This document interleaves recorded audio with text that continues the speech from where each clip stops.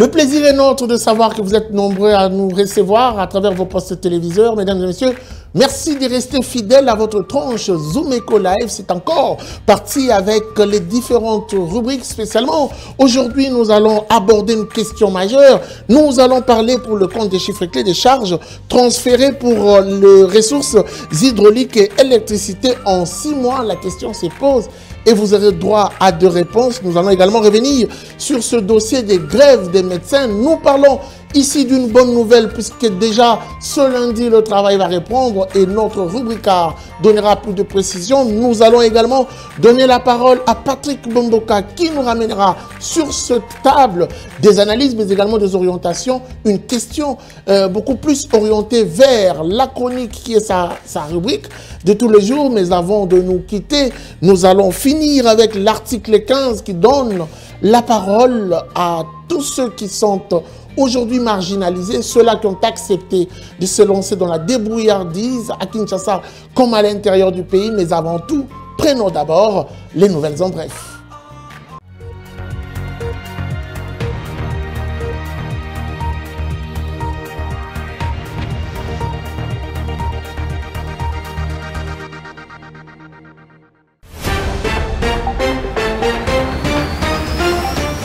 Débutons nos nouvelles en bref avec cette information. L'État congolais a levé 15 milliards de francs congolais, équivalent à 7,5 millions de dollars américains sur les 15 milliards de francs congolais attendus à l'issue de la séance d'adjudication du bon de trésor indexé du 3 août 2021.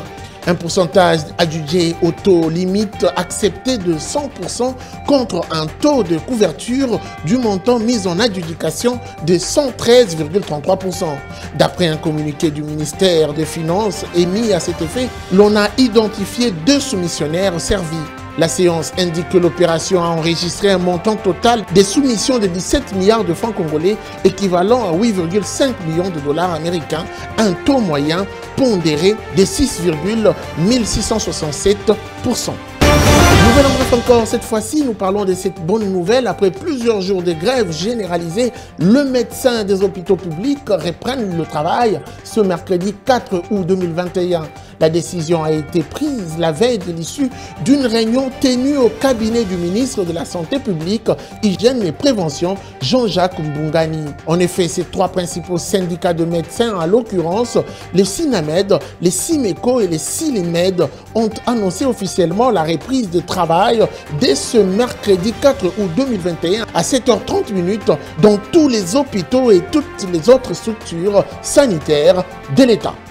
Nous allons nous quitter avec ces conseils de gouverneur du Fonds monétaire international, FMI, qui a approuvé le décaissement de 650 milliards de dollars américains pour soutenir l'économie mondiale. C'est ce qu'ont annoncé les responsables du FMI dans un communiqué rendu public le lundi 2 août 2021. Dans un communiqué indiqué à ce sujet, les FMI indiquent que le fonds qui seront décaissés sous forme de droits de tirage spéciaux serviront à accroître les liquidités dans le monde.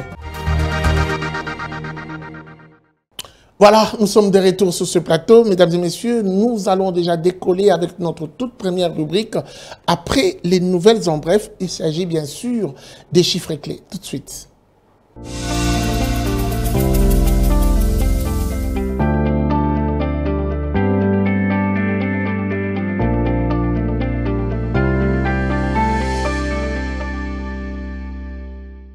Elle s'appelle Benita Mweni, avec elle nous parlons chiffres clés. Benita Mweni, bienvenue.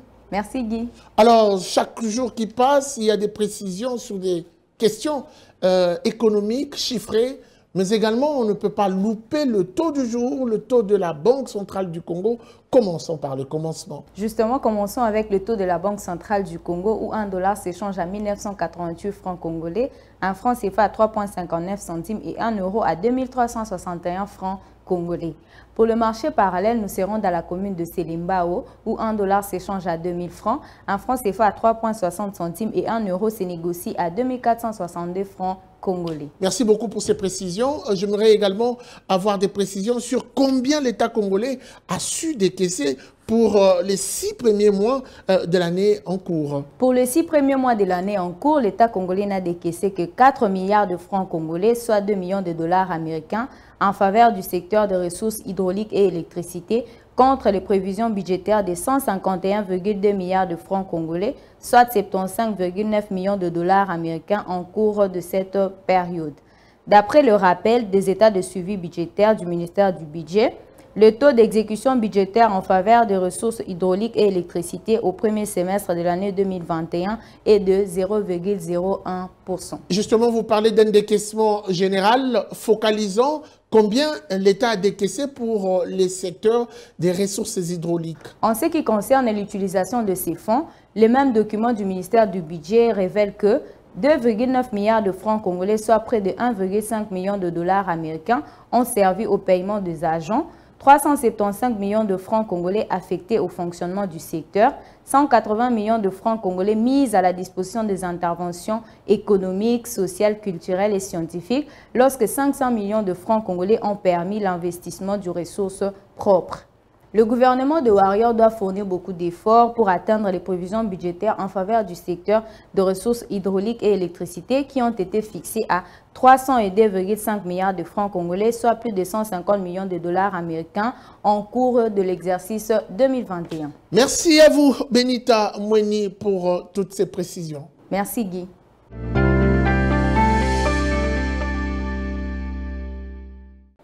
Les médecins ont finalement trouvé une issue de sortie. Ils ont suspendu la grève. Ça sera déjà la reprise avec le travail. Nous allons donc aborder la question à travers la rubrique « Le dossier ». C'est tout de suite.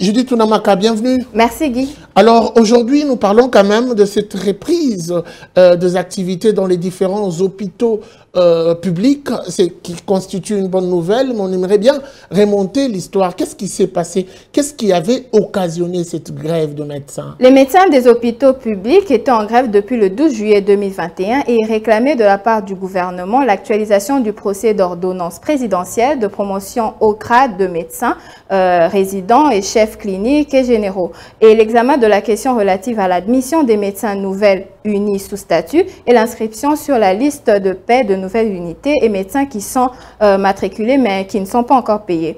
Et il plaide aussi par la reconsidération de l'impôt sur le revenu professionnel prélevé sur la prime de risque professionnel, mais également la réactivation des rubriques immunisées de rémunération, notamment le transport, le logement, qui devront être payés aux médecins. Et exiger également la réhabilitation des hôpitaux qui sont dans un état de détérioration, mais également les plateaux techniques inadaptés et dépassés. Mais finalement, après, ils ont attendu longtemps. Le gouvernement leur a accordé un accord qui concrétise justement leurs demandes. Et les médecins œuvrant dans ces hôpitaux publics ont repris de leurs services depuis ce mercredi 4 août 2021 sur toute étendue de la République démocratique du Congo. Et l'annonce a été faite la veille, un peu tard le soir, par le secrétaire général du syndicat national de médecins, accompagné du secrétaire général du syndicat de médecins au Congo. Julie Tounamaka, on doit quand même le dire qu'avant, ces médecins étaient très radicaux. Ils ne voulaient presque pas coopérer avec le gouvernement central. On sentait quand même une sorte d'impasse qui prenait corps au sein des négociations qui étaient entamées par le gouvernement central. Aujourd'hui, comme par un coup de baguette magique, ils changent quand même d'avis. Qu'est-ce qui a motivé ces changements d'avis? Ils ont obtenu toutes les assurances du gouvernement de la République, mais également son engagement à rencontrer toutes ces préoccupations des médecins. Selon le docteur Juvenal Mwanda, le gouvernement a répondu à la bonne partie des préoccupations des médecins. Ils espèrent de la part du gouvernement de continuer sur le même élan. Merci beaucoup à vous, Judith Tounamaka, pour toutes ces précisions. Je rappelle que nous avons abordé avec vous la question liée à la reprise des services après autant d'années de grève de médecins dans des différents hôpitaux en République démocratique du Congo, principalement les hôpitaux publics et structures de l'État. Merci. Merci Guy.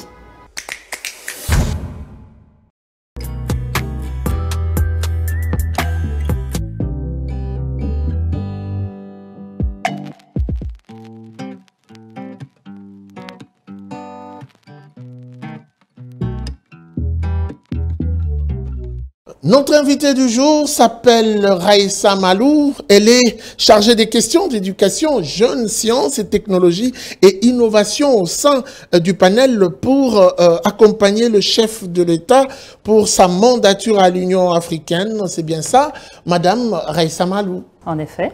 Justement, Madame Raissa Malou, le panel a lancé tout récemment une académie temporaire destinée à l'encadrement de jeunes africains. Qu'est-ce que l'on peut en savoir de plus? L'Académie pour les jeunes agents de changement a été mis en place par le panel présidentiel en collaboration avec le ministère de la Jeunesse et les jeunes défenseurs de la Charte africaine de la jeunesse et le réseau Afriane, dans l'objectif d'augmenter la représentation des Congolais, certainement des jeunes, au sein de l'institution de l'Union africaine. Mais pour arriver à ça, pour arriver à augmenter cette représentation, nos jeunes devaient être outillés, parce que c'est justement comme ça que nous a été présenté le projet de l'Académie par les jeunes défenseurs de la Charte africaine. C'est que si nous n'arrivons pas à avoir beaucoup de jeunes qui rentrent dans cette institution, c'est notamment parce qu'il y a un déficit d'information et un déficit de formation. Et donc, ici, le panel présidentiel a voulu justement pallier à cette situation en informant et en formant ces jeunes pour augmenter les chances pour qu'ils soient pris au sein de l'institution. Mais l'autre difficulté que l'on a aussi, c'est que des jeunes Congolais au sein de l'institution, il y en a. C'est pas comme s'il n'y en avait pas. Mais lorsqu'ils y vont, c'est par leur propre initiative, selon leurs propres efforts. Et donc ici, ce que l'on a voulu, c'est de pouvoir avoir cet accompagnement du gouvernement, donc de permettre au gouvernement d'accompagner certains profils, certains jeunes, parce que pour certains postes au sein de l'Union, il faut que les candidatures soient présentées par le gouvernement. Je veux dire, autant tout le monde peut postuler, mais le gouvernement doit appuyer en tout cas certaines candidatures. Donc ici, vraiment un triple objectif, former nos jeunes à rentrer dans l'institution, augmenter la représentation de la RDC au sein de l'institution des continentales et surtout permettre au gouvernement de jouer son rôle en soutenant ces candidatures. Oui, il y a eu une sélection qui a été faite.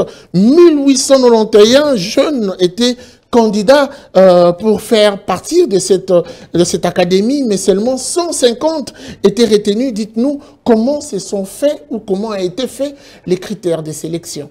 Alors effectivement, nous avons reçu 1891 candidatures. Il y a d'abord eu une première présélection parce qu'il y avait un certain nombre de critères pour pouvoir postuler. J'en donne quelques-uns. Par exemple, le critère de l'âge.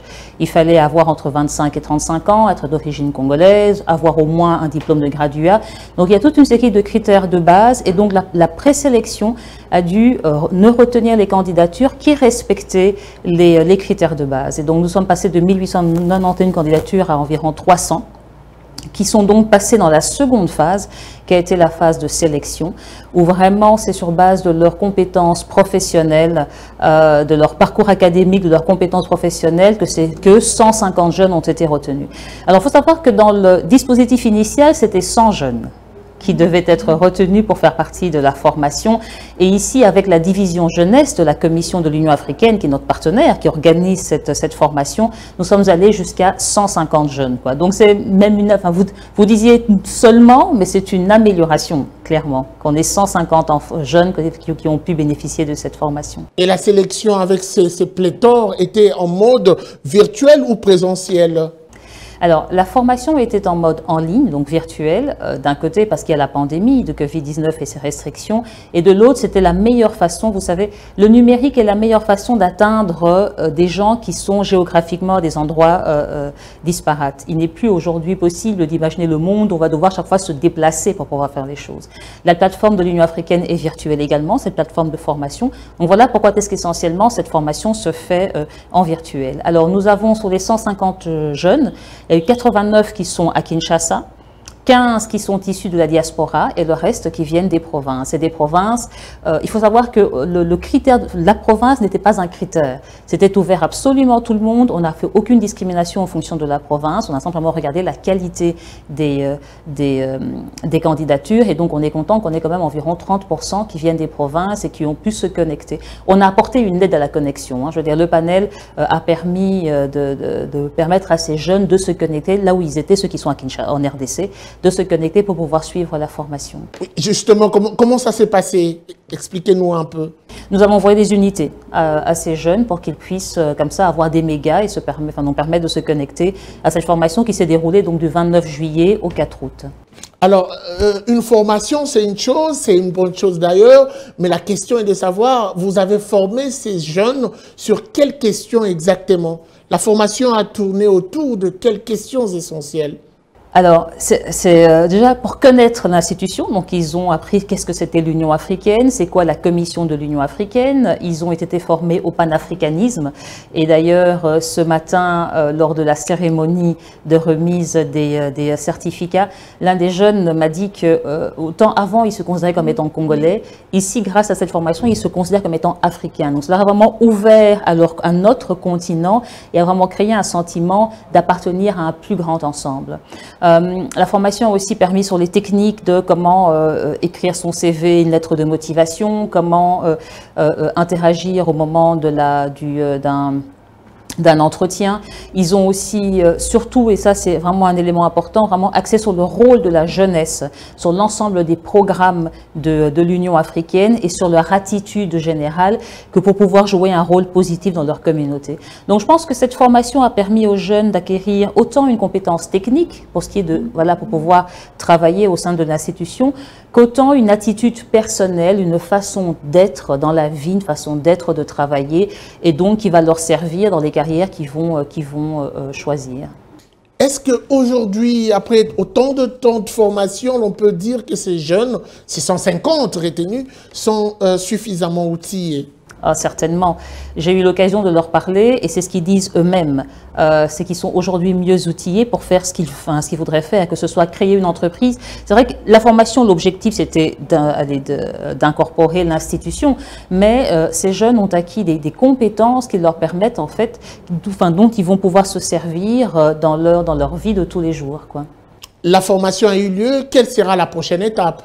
Alors, lors de la cérémonie d'ouverture, on a été content que le ministre de la Jeunesse ait dit qu'il allait pérenniser cette académie. Et donc, l'idée, c'est de pouvoir avoir comme ça chaque année une cohorte de jeunes qui soient formés.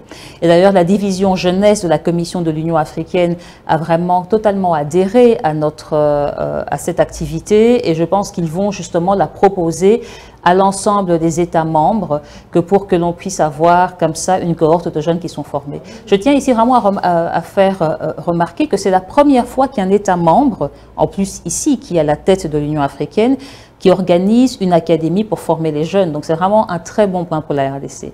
La prochaine étape pour cette cohorte-ci, ça va être une étape de profilage. Donc l'Union africaine a ouvert différents postes pour les jeunes et pour finalement tout le monde. Aujourd'hui, nous avons le profil de ces jeunes et on va donc leur accorder un soutien en leur disant, voilà, sur base de votre profil, et tenant compte du poste qui est ouvert, voilà les postes où vous avez le plus de chances de pouvoir passer les différentes étapes, quoi. Donc, on va vraiment orienter les jeunes vers les postes qui correspondent le mieux à leur profil et nous allons également proposer au gouvernement l'ensemble des profils qu'il serait souhaitable que le gouvernement, justement, supporte, en tout cas, présente lui-même à l'Union africaine pour certains postes. On va finir avec cette question, Madame Raissa Malou. Quels sont les différents projets qui composent ces panels ou essentiels pour ces panels? Pour la division, pour la partie éducation, jeunesse et sciences, technologies et innovation, le prochain, on va des grands rendez-vous maintenant qu'on prépare avec la division jeunesse de la Commission de l'Union africaine, sera un forum panafricain de la jeunesse qui va être organisé au mois de novembre, parce que le mois de novembre, c'est le mois de la jeunesse au sein de l'Union africaine. Donc nous sommes en train de travailler avec eux pour mettre en place ce forum. On va également parler des questions éducation, et dans les questions éducation, l'une des questions, ça va être vraiment beaucoup tout ce qui est le numérique. Donc, comment est-ce que l'on peut faire évoluer l'éducation, en tout cas généraliser l'enseignement ouvert et à distance. Et pour ce qui est des sciences, technologies et innovations, nous allons mettre en place, nous allons fédérer la communauté scientifique africaine pour qu'elle réfléchisse sur des outils qui peuvent aider à faire reconnaître le profil de chercheurs au sein de notre continent, parce que malheureusement, les chercheurs sont encore beaucoup trop, on va dire, laissés à la traîne et ne sont pas suffisamment soutenus. Donc nous allons voir comment soutenir ce métier. Merci beaucoup à vous, Madame Reissa Malou, d'avoir répondu à notre invitation. Je rappelle que vous êtes donc chargée des questions d'éducation de jeunes, de sciences, technologies et innovation au sein du panel pour l'accompagnement du chef de l'État pour sa candidature à l'Union africaine. C'était un plaisir de vous avoir sur ce plateau. Merci à vous aussi. Merci. Alors après, nous allons poursuivre cette tranche avec la prochaine rubrique. C'est tout de suite après ceci. Indemnité de voyage du président congolais, quelles sont les prévisions de l'exercice 2021? Patrick Bomboka revient avec son fauteuil des questions, des orientations, mais aussi de précision. C'est tout de suite dans la rubrique chronique.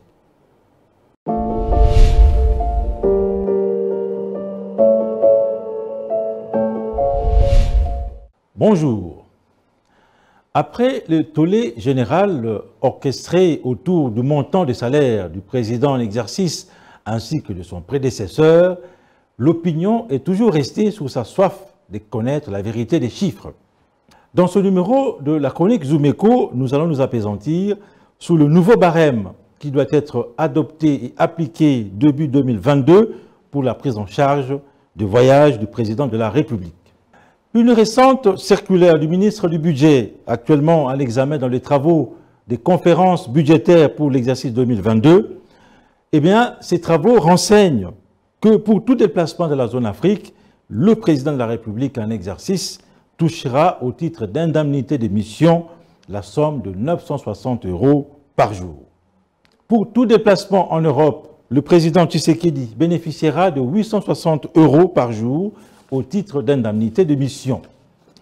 Selon le nouveau barème en discussion pour tout déplacement de la zone Amérique, le chef de l'État congolais aura pourtant droit à une somme de 1 500 $ par jour.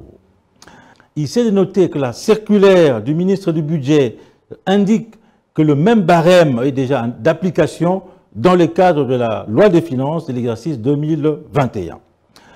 Quant au déplacement à l'intérieur du pays, le président Tshisekedi touchera 280 000 francs congolais et pour ses déplacements de la capitale, le président a donc droit à 234 000 francs congolais. Il y a lieu de reconnaître tout de même que le prédécesseur de Tshisekedi avait droit à 280 000 francs congolais pour tous ses mouvements vers l'intérieur du pays et 140 000 francs congolais pour tous ces mouvements au niveau de la capitale Kinshasa. Aussi, il est bon de se souvenir qu'en février 2019, après avoir effectué une tournée dans la sous-région et assisté à la réunion de l'Union africaine, le président Félix Tshisekedi avait remboursé à la trésorerie de la Banque centrale du Congo une somme équivalente à 163 000 $ américains. Merci de nous avoir suivis.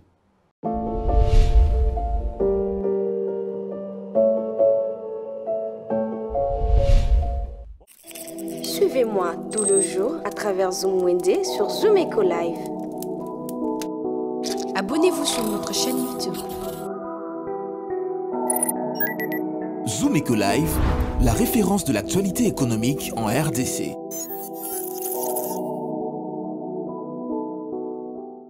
Chaque jour qui passe, il y a un nouveau-né dans une famille. Oui, aujourd'hui, nous avons voulu, avec vous, bien sûr, faire ces marchés qui vous apportent les accessoires pour bébé. Naomi Kandé s'est déplacée pour prélever la température de ces différents accessoires pour bébé et elle nous ramène de précision à travers sa rubrique Zoom Wednesday. C'est tout de suite.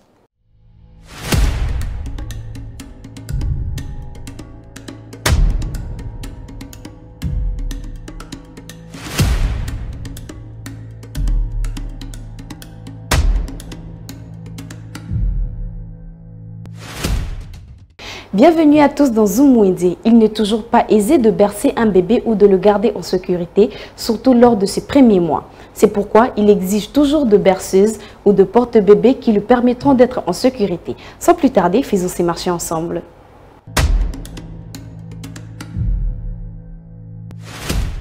Débutons avec une balance électrique intelligente qui se vend à 220 $. Pour la sécurité de votre bébé, un siège auto se vend à 120 $. Tout ce qui touche un bébé mérite un grand soin. Ou un égouttoir se vend à 28 $. Une balance musicale, le prix est fixé à 220 $. Un trotteur ordinaire revient à 30 $. Une brosse à dents à doigts pour bébé se vend à 2 $ la pièce. Une sucette grignoteuse est une tétine grignoteuse à fruits, cela se vend à 5 $. Un siège d'apprentissage pour dresser le dos d'un bébé lorsqu'il essaye de s'asseoir, cela revient à 35 $. Vous pouvez continuer l'allaitement naturel même après votre congé maternité grâce à un tire-lait qui se vend à 33 $. Une poussette revient à 250 $. Un matelas allongé avec Moïse revient à 33 $. Un trotteur musical est pliable, le prix est fixé à 65 $. Il est primordial d'apprendre la propreté de le bas âge ou un pot de toilette pour le fille revient à 32 $. Celui des garçons se vend à 10 $. Une chaise ordinaire revient à 28 $. Pour son alimentation, une chaise alimentaire se vend à 20 $. Une chaise d'apprentissage pour bébé avec jeux et musique coûte 38 $. 15 $ pour un protège-genou et 4 $ pour une seringue orale qui est un moyen idéal pour administrer des médicaments, du lait ou autre régime alimentaire.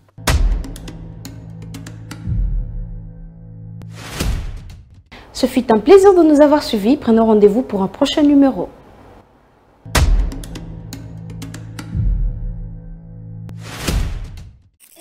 Les rendez-vous économiques, c'est dans l'agenda sur Zoom Eco Live. Abonnez-vous sur notre chaîne YouTube. Zoom Eco Live, la référence de l'actualité économique en RDC. Le rendez-vous du 4 août 2021, c'est parti avec l'agenda. Tout de suite.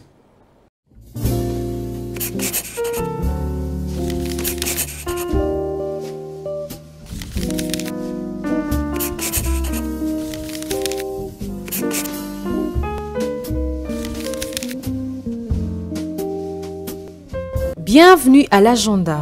Pour aujourd'hui, commençons d'abord par vous rappeler que l'ITSEKIN poursuit une formation en ressources humaines depuis le lundi 10 août dernier et se clôturera ce samedi 7 août 2021. Elle n'est pas gratuite, les frais de participation est fixé à 100 $.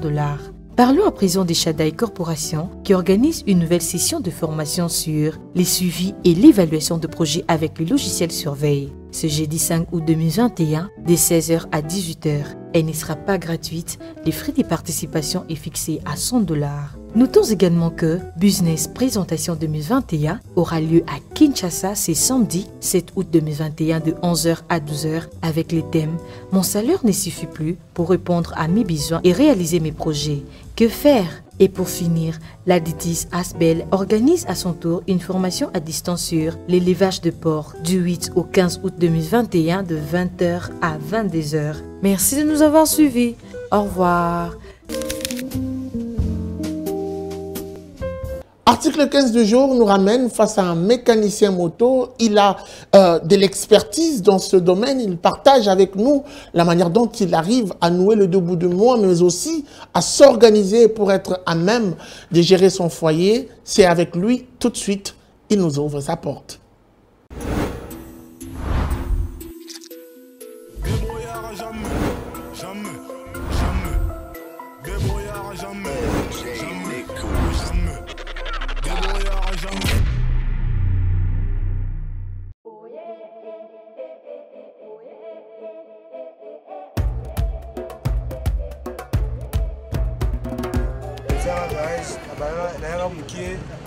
Muke na mayele na koyi na mukama musala ngai na sama kabla ngai bebe kana musala ngai agasha mekaniki na sala musala ngai mabuku na musala ngai bana bali na 5 ans na sama musala ngai na lila ngumbungu na sama kabla ngai sukali na lila fani avantage za kwa sumo mabilo na ngai na sika bana na ndaku na soma na moto na ngai ebula ya kupa mutu.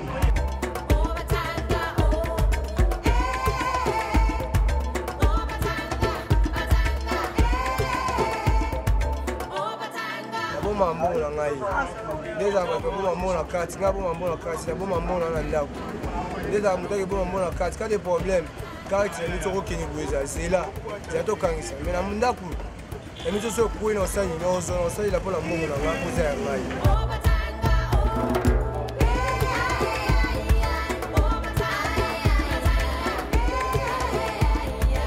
ça ça la beauté liango na mona moko ya mbali Inelvi Et dans la makamna et dans la futaranda après la classe de la sisa ngai et dans la bablo ngai mike chez biso balek ngai mike au batang.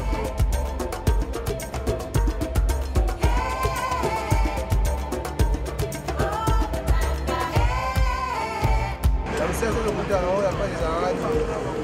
Net qui a tiré l'euro, il y a un bon missa. A tiré l'euro, bon monsieur. Oui, était, le côté à sucette. Quand vous êtes au côté à sucette, monsieur baby. Quand tu es ici, tu peux essayer l'eau comme oui, oui, ils ont bon, mais l'eau, monsieur baby. Pour le bani, de changer l'eau, mais de changer l'eau côté. Combien il y a des débats, il y a quand ça, de changer l'eau, mais il y a dans le côté, il y a un peu de tirer l'eau, tu peux ici, mais oui, était.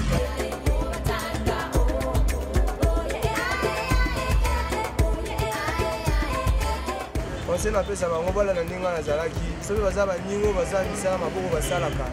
Baza bango serré poani. Baza lo ninga na zalaki pe ba lo ngania mabe ko te ba ninga bazali.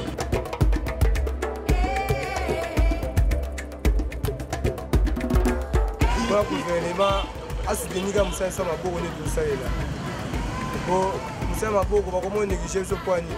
So ba moni to simika lo muke ba mo to jouer bile mais to zo ka muke na dolela. Quand le gouvernement va vous voir pour ma biso, on va capter ma capter le moyo le président. Mbogo na mbogo ezate le passe ya mboka. Mais vous savez maboko ya valeur, vous savez nyonso oyo tozanga na mboka. Vous savez maboko nde to konta la minute. On se tikale ya asi. Mais loko ezate na mboka.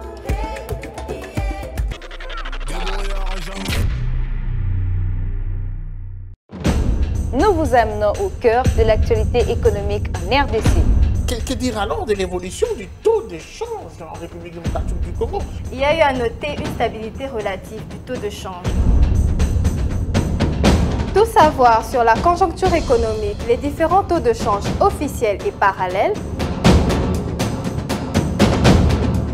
Tout apprendre et mieux comprendre le rendez-vous économique. Nous vous apportons plus de précisions. Enquête, analyse, dossier. Nous vous rapprochons de la réalité congolaise. Le Watt est un symbole de fierté pour la femme africaine. Sur ce sujet, nous vous souhaitons bienvenue.